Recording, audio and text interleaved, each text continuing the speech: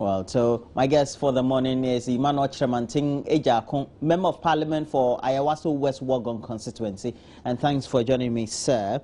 And thank you for having me. Okay, the most topical issue this morning we've been getting over the last 24 hours has been an expose by Anas Aremeyaw Anas, an investigative journalist going under the production name Tiger Eye Productions, and this time unearthing perceived corruption in the judiciary, and for which we're going to have the trailer soon premiering on TV and radio. But in the meantime, snippets of the information we're getting is that some top-notch members of the bench in our country are said to be part of that very investigations that seem to have unearthed certain perceived corrupt practices within the judiciary. It's always been a talk about how corrupt the judiciary is, but there's a question about whether corruption really then has engulfed the whole facet of our society. I want to pick your thoughts initially on all this that we're getting. You read snippets of it on a lot more of the website, etc.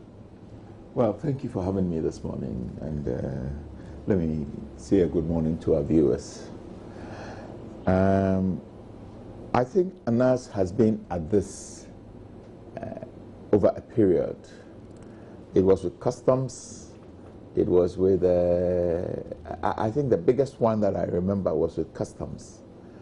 And it was to the extent that I believe that after it came out, the president then, the late Professor Mills, commented and even had to go to the Tema port to ask a few questions.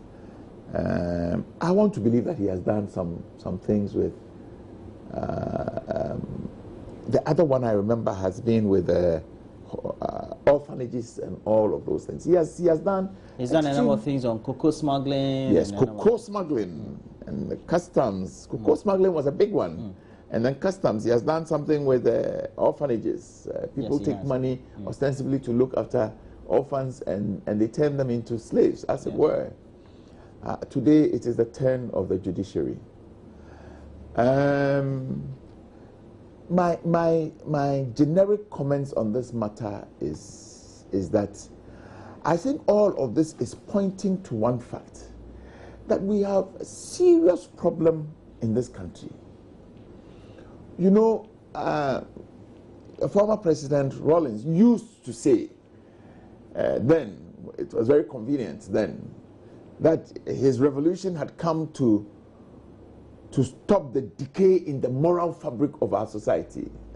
Well, we would ask the question, many years after the revolution, did it stop anything? No, it didn't stop anything. Let us remember, generals were tied to the stake and shot.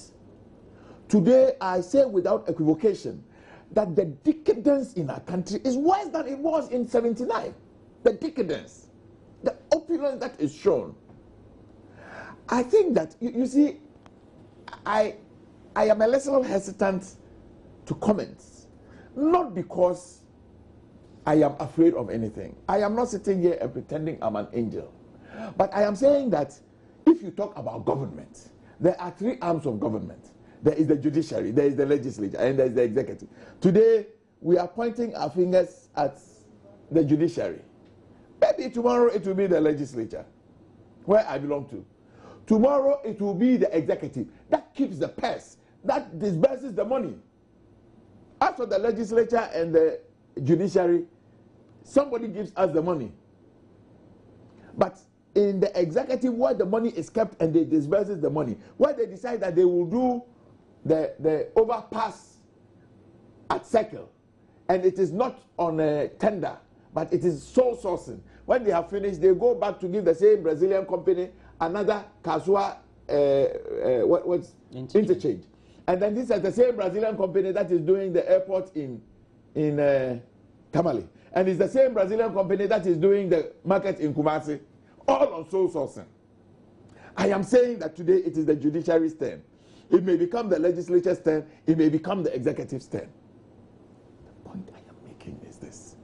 As for me, I think that all of this is just showing, is just pointing to a certain decadence that has overcome all of us. And it shows. Sometimes it shows. Somebody goes into a job. Nobody knows what he does. Within a year or two, the man is driving the latest Land Cruiser. Land Cruiser. Not even the Land Cruiser. The other one, the British one, was it? Range Rover. The Range Rover. Land Rover. Let me place a caveat that me. But those are the expensive editions. I say, let me place a caveat that me. I am happy to see people prosper. I have come from nothing, absolutely nothing, in Abyss Park, Kumasi Ashanti Town. I have come from absolutely nothing. By the grace of God and by dint of hard work and perseverance, I have gone a little forward. You understand me? So I am not saying this because my eyes are red or green with envy. But I am saying that we sit in a country where nobody asks any questions. The man, nobody can explain what he does, but he is the chairman at the harvest. He is the chairman at the town hall meeting. Yeah, when the town has a meeting, he's the one who is the chairman, and he gives money, and nobody asks, where did this man? We are not correlating people's opulence with their tax payments. Or what they earn. You see, at the end of the day, I am not justifying anything, but at the end of the day, somebody who has been a judge, by the time you are a high court judge or an appeal court judge or a Supreme Court judge, you would have been at the bar for 30 years. And the man is nearing retirement. And he sees that he doesn't even have a house in his village where he retires to go to. He sees his other judges, some other judges that were honest and straight like the arrow. They go home and they barely survive. As soon as it is said, as soon as people retire, they are about to die. I am not justifying anything whatsoever, but I am saying that we have created a certain milieu which is just festering. It's just festering. So as for the people in the executive, they can do it, and you think that the people in the judiciary, they don't see? I shudder to think. I mean, look, Anas is doing fantastic. He is doing things that nobody has done in this country before. He is pointing at the directions, but I don't want us to take, because last time it was the customs, last time it was the cocoa trade, last time it was the orphanages. Today it is the judiciary. I think that all of us as a nation must, in the Bible, in the Psalms, it will say, Selah, let us pause, let us stop. Something is basically wrong with this country. Something is wrong. You are a member of parliament, everybody has all the expectations of you. How do you manage it? How do you manage it? If we don't stop and check these things, it is going to go out of hand completely. Do you think as a society we've been very much hypocritical about what the perception has been about corruption or how real it is? Oh, you see, perception and reality for me is the same. They really synchronize into one. They are the same. But I think what Anas is doing is just opening the cover cloth. The tree people have a saying, Tumakata dear, so the cloth is covering a lot of things. But we must, I think time has come for all of us to pause and begin to ask ourselves, what is happening here? We are living in a country where there is no nexus whatsoever. No nexus between enterprise and reward. No nexus. No connection between enterprise and reward. Today, probably, the best enterprise has become the corruption trade. There is this thing that goes on the social media. A young boy asking his father that he wants to do corruption or something. He's asking whether he wants the private or the public. You understand? I think that we must all stop and begin to ask ourselves some very serious questions. I feel so sad. I feel so sorry about what is happening. Look, President Obama came here and reminded us. It is not that we didn't know. He came here in 2009 and reminded us that what we needed to build were strong institutions. If today the ultimate bastion of our freedoms, the judiciary, is under such attack. I think every Ghanaian must shudder, from His Excellency the President to the lowest Ghanaian. It means that justice is for sale. It is unfortunate. It is unfortunate, but do you blame them? What role has leadership got to do with this? And if I'm talking about leadership, I'm not necessarily talking about whatever leadership it is at the political level. That is the most critical. But at the end of the day, it's about what leadership and the role it has played all the formative years of the country and in the last 2 decades too. I don't know. Sometimes I think that we as a country started off on a very wrong foot. Sometimes. It is said in one of Lee Kuan Yew's books, I don't know which one it is, that when he came into this country and he was going to visit Akosombo, and he wrote that all the time, all the things the minister who accompanied him was speaking was just talking about bribes.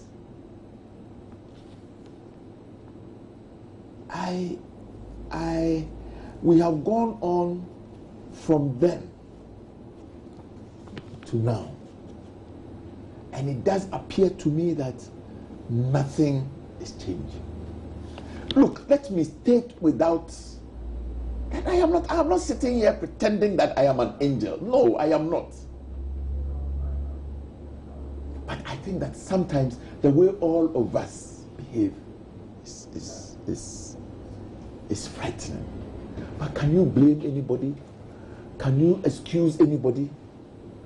I say we have created a certain substrate and it is just festering. I feel so sad. I don't want to talk about this because, like I'm saying, I deem it as an arm of government.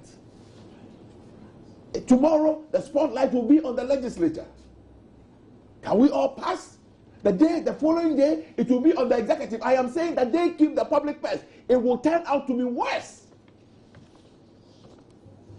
But I think time has come. For me, it is just one after another.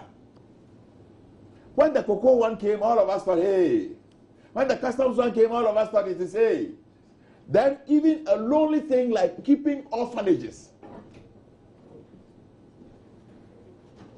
showed what was happening. I am saying that we cannot continue to just be thinking that we will have these things happening. We necessarily need to stop as a nation. I am telling you, I am, as for me, I am confounded. I am completely confounded. I don't know what to say. I don't know how to proceed with this matter.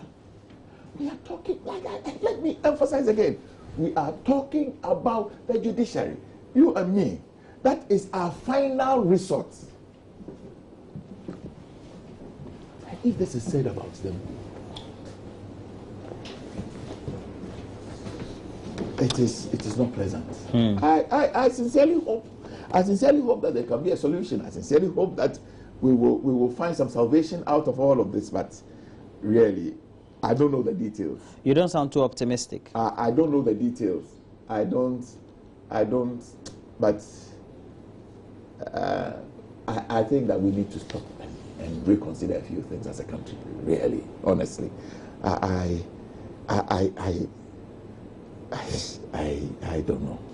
Okay. We've also been joined by Tamale Central Member of Parliament, Inusa Fuseni, who is also the minister responsible for it. And thanks for joining me, sir. Thank you. Okay. I'm sorry for being late. Yeah, okay. We're just discussing the initial reports indicating that investigative journalist Anas Aremeyaw Anas has undertaken some thorough investigation into perceived corruption in the judiciary. It's something that we've always perceived, but reality and perception almost like one, so to speak. But indeed, we have also undertaken our own checks with people we know within the judiciary who have also given us indications that the judges involved really have not taken the issues too well. Some of them are sick currently, they are not too well. Some of them are a little bit agitated on the subject. Yes, thank you so very much, and good morning to your viewers. I think basically judicial corruption and corruption in general is an old age issue. I mean, in the days of the Greek philosophers, in treating judges, what they did was that they built the house of a judge on the hill, because anybody going up there, he was saying, because people want to have justice, and there are others who want to have justice the wrong way. I mean, it's part of human tendency. Yeah. I mean, those who are capable will want to have their pound of flesh anyway, and so the people have dealt with it in different ways. And in our adversarial system of justice delivery or delivery of justice, I mean, you can expect that people will want to influence the arbiter, in this case the judge, to come to a conclusion in their favor. And as a lawyer, people have come to you, I mean, when you are handling cases, to say, well, you have to go and see the judge for me. And he said, no. I remember one particular case before the amendment to the criminal code, which made the possession of narcotic drugs unbailable offense. I mean, I was doing a case, and at that time, there was no legal or otherwise other reasons why a person who was carrying such banned substances should not be admitted to bail. And before I got to court, the whole family had mass up. And why were they waiting for me? They thought that to be able to facilitate the grant of bail, I needed to see the judge. And I said, why? I'm telling you, they were prepared to send so much money to the judge that even paid the lawyer. Bullion vans of money. To the judge that even paid the lawyer. It's so I said, look, this offense will get bail. Will get bail. I mean, this is a bailable offense. And in any case, when you get bail, that is not the end of the case. It's just a temporary respite. Okay. So people, so it's left with institutions of state that we have established to be perpetually vigilant. And we're talking about which institutions? We're talking about the Criminal Investigation Department, the Bureau of National Investigation, the media, and Anas has done a very good job, go behind. Because people must have confidence in the judiciary. I mean, you must go to court and walk away feeling that, yes, you won your case on merit, or you have lost your case because it's not that good. But that is why even we've got the structures in court, that when you go to the court of first instance and you lose your case, and you feel so strongly that justice was not served, you're allowed to go up. The stairs in the judicial system enables us to right a wrong. But if corruption permeates the system, then we lose confidence in the system. So, Anas, yes, that is what is supposed to happen. Okay. Within the state or structure of the judiciary as we have it, things like these that will send or already sending the alarm bells. And from what I hear from my friends, really, who work within the judicial service, they are my friends. Some of them are mates, some of them are clerks, and they're very close to the judges, etc. And even some of them involved, they've not taken it too well. Not as if it negatively intend doing any rebuttal, but I mean, they're just shaking to the roots, so to speak. At the end of the day, what actions can be taken, and who does, and which office can do that? The Chief Justice is the head of administration of the judiciary, and also the Justice is the chief of the justices in this country. It is within her remit immediately to pick the report, read the report. If there's a prima facie case of corruption established, to look into and try to clean the stables and ensure that her institution, the institution of state in which she's in charge, is at least rid of corruption. So it is within her remit. In fact, if a prima facie case is established in this particular one, the Chief Justice has to refer the matter to the investigative authorities to look into. Where a prima facie case means what? Where she reads the reports to contacts based on the content of the investigation. In the investigation, I mean, this is a report, so the investigation would have done some initial, assembling of facts, then if she's interested in pursuing the matter, she has to get in touch with Aremeyaw, then get the primary documents, the primary source. How did he conduct the interviews? Which people did he interview? How did he gather the evidence? And then from that, she can launch her own investigation, and where it is established, prima facie, that something untoward happened, she refers the matter to the police. We're supposed to be having, Mr. Chairman Tenjako, separation of powers as far as we're concerned. But extremely, when you are extremely worried about perhaps the moral decadence in our society, that also may have permeated the various institutions, and so we're seeing all these. How serious should leadership take it, the presidency, and foremostly also Parliament take some of these things? Well, like I said, I think that I have read some of the reviews on the matter, and people use words like, when it comes out, it is going to shake this country to the core. Really and truly so, if it is, you know. So I am emphasizing that we should not take this lightly. We have come from, everybody says the police is corrupt. I mean, we say it generically. Sometimes well, we do nothing about it. Yeah, we say the customs are corrupt. We say the immigration is corrupt. I am saying that Anas has taken off the cover of some of these things. But it cannot continue forever. We cannot just continue to expose. I said that for me, it is getting close. Government is of three arms. Today it is the judiciary. Tomorrow it will be the legislature. The following day it will be the executive. We cannot just continue to do these exposés. I think that we must use this, which is happening now. It really and truly it is so. To pause and begin to rethink. Have a reflection. We must have a huge national reflection. You see, because we just cannot continue to say it is this, it is this. My understanding of the checks is that it is only institutions, it is the law and the institutions that will check this. We probably need to go back to every single one. I am saying, for instance, that people buy all sorts of cars. And they drive the cars around. And then you hear that this one has this building. But there is no reflection of it in the tax office. Absolutely no reflection. I have nothing against anybody that drives a nice car. I drive one myself. Okay. So it would be hypocritical for me to come and sit here and say, but I am saying that there must be some nexus. Some correlation. Some correlation. Either this is what is not happening in this country. I am saying that for me the danger is that we are losing that correlation. And it is dangerous because then otherwise it goes beyond political corruption.